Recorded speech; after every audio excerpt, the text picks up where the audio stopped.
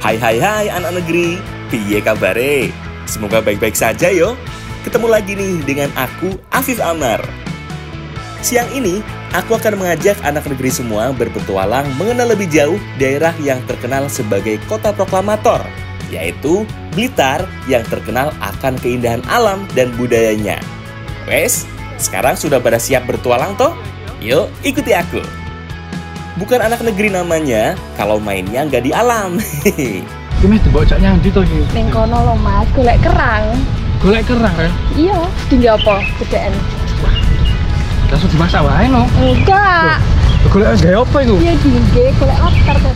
Walah, ternyata di Ariel ngajak aku cari lobster anak negeri. Itu sih makanan kesukaanku. Tapi yuk kita harus cari umpannya dulu. Kata di Ariel sih, umpannya sejenis kerang-kerangan. Yuk, semangat lanjut lagi. Ini Pak gede iki? Iya no. Pak Mas, melu ya. foto dia Mas ya? Iya. Iki gak seru Mas ini.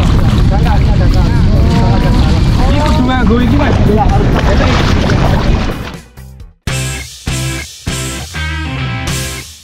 Nah, aku no. Terus ini gini ya Mas yo. Mas, jadi yo, Mas saya tuju iki. Ayo. Pak, enggak Pak, sampean Pak. Dulu, Pak. Lah kok ditinggali piye iki? Pak, tani apa yo? Iya. Di loro telu yo. Pak, kebablasan. Pak. Waduh. Pak, kebablasan ta, Pak? Keter. Tolongi Pak, tolongi Pak. Aduh, hampir aja ketinggalan rakit aku. Gak apa-apa deh basah kuyup. Yang penting tetap bisa bantu di Ariel. Yuk, berangkat.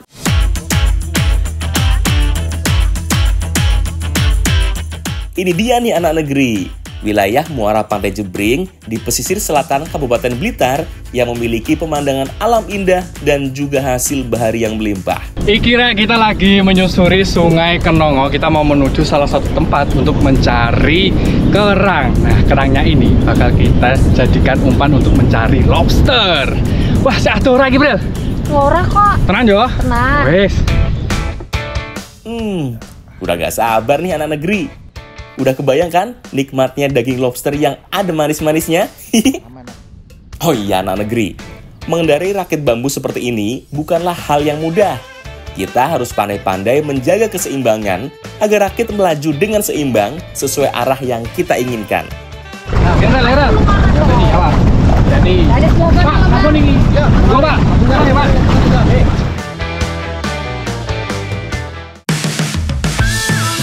Perjalanan kita lanjutkan menyusuri tebing karang. Hati-hati ya lagi, jalannya yang aneh lagi. Kita ke sana kan. Karangnya landep ya Pak nih Pak? Iya kan? Sana. Lah iku ono Mas kok. Golek kok. Mas. Tunggu dia Mas. Golek kono yuk. Ayo juga Mas. Nah, iki anak negeri, lokasi untuk mencari umpan lobsternya yang berupa kerang-kerangan. Yuk lah, kita cari yang banyak yuk. Kerang-kerang ini biasanya bersembunyi di lubang atau celah sempit pada batu karang. Jadi kita harus jeli dalam mencarinya. Wah, harus hati-hati ya karena combanya gede banget. Tapi untuk dapat nih. Tuh, lihat sendiri kan anak negeri. Lokasi pencarian kami kali ini sangatlah berbahaya. Selain karang yang tajam, ombak besar yang sesekali datang juga menjadi ancaman bagi para pencari kerang-kerangan. Nah ini nih kita dapat kerangnya. Nah ini cukup sulit ya, kita menggunakan alat seperti ini. Namanya apa sih Mas? Uncek. Nah ini namanya uncek. Dan kita harus berhati-hati karena kita di pinggir laut langsung. Sesekali ombak besar datang kita harus berhati-hati. Pegangan harus yang kuat. Mas, iki oleh Mas. Nah anak negeri, kerang atau keong laut yang satu ini masih satu saudara dengan keong mata lembu, yaitu Mollusca gastropoda laut yang masuk dalam keluarga Turbinidae. Keong laut yang satu ini dapat tumbuh hingga 9 cm dengan cangkang yang menyerupai karang. Ini makanya kita berhati-hati karena ombak ini memang besar sekali. Nah sekali lagi menghantam karang. Nah kita harus berhati-hati karena pegangan, nggak boleh panik nih karena karangnya ini itu tajam-tajam. Wah, hati-hati Mas, foto tengah ini ya Mas ya. Wah, Lagi-lagi kita kena hempasan ombak yang sangat besar anak negeri. Berada di sini rasanya campur aduk. Seru, waspada, tapi juga ada takut-takutnya sedikit. Intinya, keselamatan adalah hal yang utama. Jadi, harus tetap sangat waspada yo. Wes, sepertinya keong laut yang kita dapatkan sudah cukup. Air laut juga sudah semakin pasang. Ombak yang datang juga semakin besar. Jadi kita sudahi saja yo pencariannya. Selesai mencari keong laut yang akan kita jadikan umpan, sekarang kita masih harus berjalan menuju lokasi pencarian lobster. Nah, ini dia nih anak negeri, lokasi pencarian lobster kita. Jangan pada kaget yo, karena lobster yang akan kita cari adalah jenis lobster karang. Jadi yo, mencarinya harus di tebing karang seperti ini. Nah, ini kerang yang kita cari, kita pasang di rendet namanya. Ini salah satu teknik mencari lobster menggunakan jaring yang dikasih besi seperti ini, Mas yo. Iya. Bikin melingkar. Maksudnya kita bakal lempar ke tengah sana ya, Mas yo. Perjuangan belum berakhir nih anak negeri. Setelah perangkap siap, kita masih harus berhadapan dengan tebing yang sangat curam. Nah, jadi rendet ini sebelum dilempar, kita harus tali dulu talinya ini dengan karang. Ini gunanya dia tidak lepas. Dan harus hati-hati ya, karena lihat nih, gelombangnya sangat tinggi dan ini sangat berbahaya. Hati-hati Mas yo.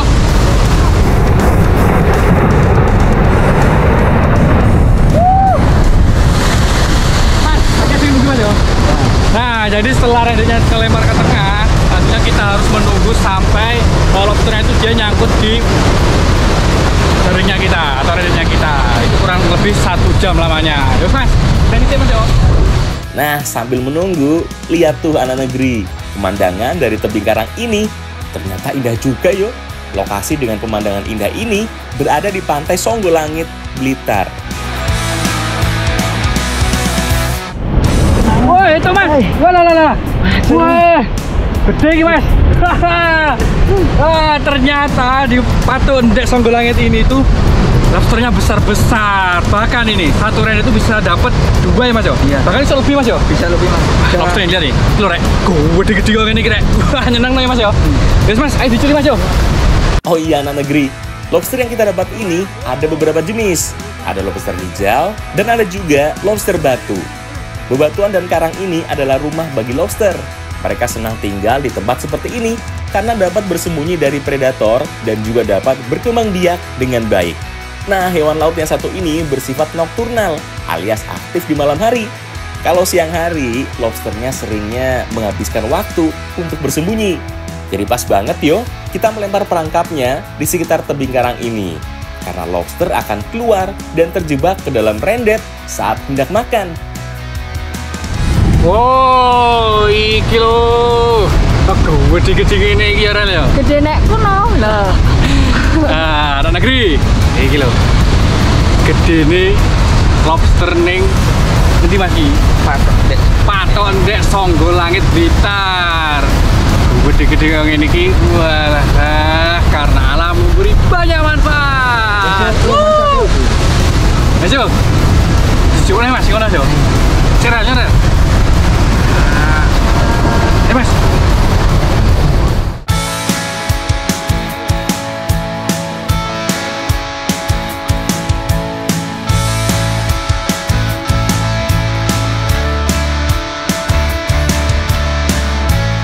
Akar tanaman banyon ini tumbuh liar dan merambat. Cara hidupnya yaitu mencari tanaman yang lebih besar dan tinggi untuk dijadikan topangan.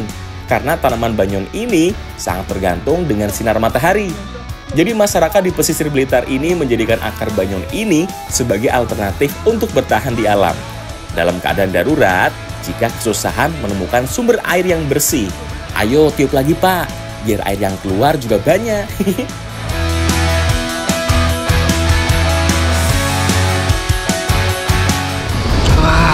Bener-bener nih, alam memberi banyak manfaat. Salah satunya ini nih, air dari oyot banyon.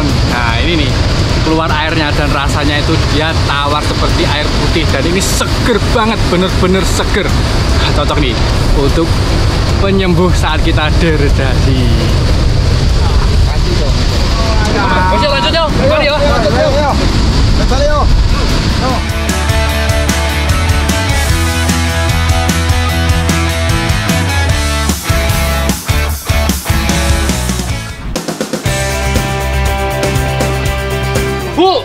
Atau sih wes iki mau. Sing tenang, suwe gak masalah iki lho. Hasilnya penting akeh kaya ngene to. Oh iya. Gede-gede apa ya? Gede-gede. Kayak Trisna kuning dhek lho. Pak, ini dimasakin nggih. Itu dhisik Mas ya, tak tinggal nang kebun dhisik. Oh ya wis, kita masak sih ya Mas yo. Oke. Pak, mungkin nek mateng kula kabari nggih. Gak masak sih enak pokoke yo. Ayo, masak bareng-bareng ayo. Aduh. Mas, bola opo bumbune akeh men iki. Ayo do meneng klakep menenge piye? Ngomong ngono. Iki sing ngene sih sapa Mas? Aku pesantren. Ini dia nih anak negeri, bahan-bahan untuk membuat lobster bumbu kluweknya. Dijamin enak pokoknya. Mari kisah, mari kita masak. Soal bumbu sih serahkan aja yo ke Ibu dan Dek Arel. Karena tugasku di sini membersihkan lobsternya anak negeri. Belah lobster terlebih dahulu agar nanti mudah dimakan. Karena lobster memiliki cangkang yang lumayan keras. Sementara aku masih berjuang membelah lobsternya, kita intip dulu yuk Ibu dan Arel yang sedang menghaluskan dan memotong bumbu irisnya. Weleh, dengan bumbu yang sekomplit ini sih, sudah gak diragukan lagi yo. Masakan lobster bumbu kluweknya pasti enak. Apalagi yang membuat masakan ini beda dari yang lain, selain penggunaan kluwek, juga penggunaan pisang nangka yang masih muda. Mas, iki dimasak bumbunya. Oh, Mari ayo. wis siap. Nih digongso kene. Tumis bumbu sampai harum, kemudian tambahkan air secukupnya dan tunggu sampai kuahnya mendidih. Sa sedih jenenge masak iki nunggu matenge. Kok malah sedih ngopo lho? Lho. Mbak ngopo to yo sedih ngene iki? Iya. Wah, ngomong Mbak lah genine sing ngadep sampean wae sampean ngurip nih. Aduh. Sing mbok bengi kaya apa to, Mbak? Keren iki kula lebetne nggih. Mantap. Nah, sekarang waktu yang pas untuk memasukkan lobsternya anak negeri. Lihat tuh anak negeri, terlihat sangat menggugah selera yo. Apalagi kalau kalian mencium wangi semerbak masakannya. Benar-benar bikin perut tambah lapar. Tapi tenang, karena lobster bumbu kluweknya sudah jadi dan siap untuk disantap.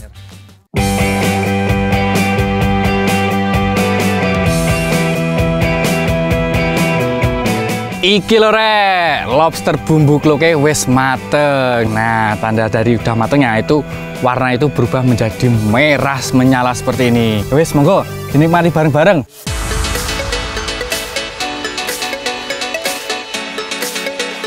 Eleh, ini sih lezatos kronyos-kronyos alias enak tenan yo.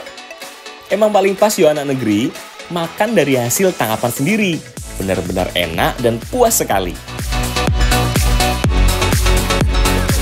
Kalau soal rasa rek, ojo ditanya lagi. Salah satu andalan kuliner Bari ya ini nih, lobster dimasak dengan bumbu kluwek. Waduh, kuahnya itu dia meresap ke dagingnya, sedap, seger, dan dagingnya dari si lobster ini, aduh, manis gurih. Dan ternyata pisang yang mentah tadi rasanya itu juga empuk dan enak loh, Bu. Ayo ndang dintek nih. Oh iya, iki mau. Soal manfaatnya piye iki mau ra? Oh, alah. Lobster iku sing pertama, proteinnya oke. Waduh ya. Sing keloro B12-nya tinggi, Pak. Weh, komplit banget ya. Ya, cocok untuk perkembangan otak. Wah, bener banget kuwi. Wis enak manfaatnya ya oke. Piye, Bu? Mendino mangan lobster wae ya? Ya. Yuk, dintek nih.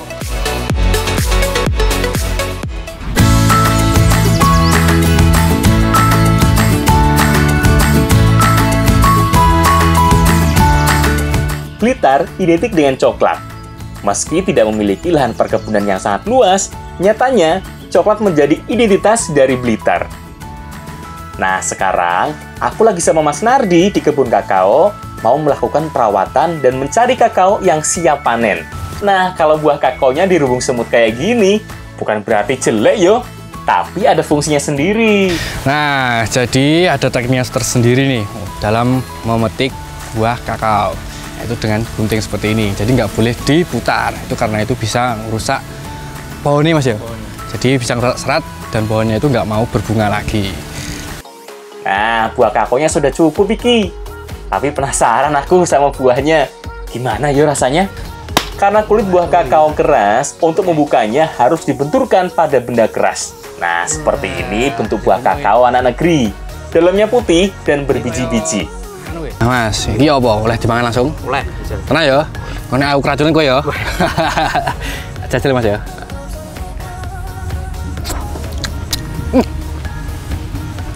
Enak Pak ya? Enak, rasanya kayak sirsat. Lagi kecut. Lagi kecut ngono Mas. Kalau bikin kakao sampai jadi coklat, wah perlu proses yang cukup lama. Gimana kalau sekarang kita olah buah kakao dipadukan dengan jajanan tradisional? Bahannya wis siap kabeh toh. Dan nggih apa iki? Kue talam buah kakao. Aku mau ambil buah kakaonya dulu, karena yang akan dipakai hanya bagian buahnya saja. Rere dan Mbak Beka bikin tempat kue dan pewarnanya dari daun pandan dan buah naga. Yang terpenting dalam buat kue talam adalah tepung beras dan juga santan. Pewarna alaminya juga sudah siap semua. Sekarang tinggal bikin adonannya. Campurkan tepung beras dengan santan, gula, dan garam. Setelah itu adonan dimasak hingga matang. Aduk terus sampai adonan menjadi agak kental. Ayo, dadine ngene iki Mbak Beka. Wes bener, ayo. Wah, ini ya. Iya, wes diangkat. Lah. Dadi kumpel ngene. Pas jenang ya, susum ya. Sekarang adonan dibagi menjadi dua untuk diberi pewarna hijau dan merah. Aduk hingga adonan berubah warna. Masukkan adonan 3/4, lalu tambahkan biji kakaonya. Kalau sudah banyak, tinggal kukus wae yo. Butuh waktu sekitar 15 hingga 20 menit biar talam kakaonya matang sempurna. Ah, iki wis mateng iki to ya. Oh. Yo. Ayo. Ambune pandan iku lho. Wangi bae yo. Ayo, gak sabar iki aku. Wis mateng iki. Wis diangkat ae, Mas. Angkat ya.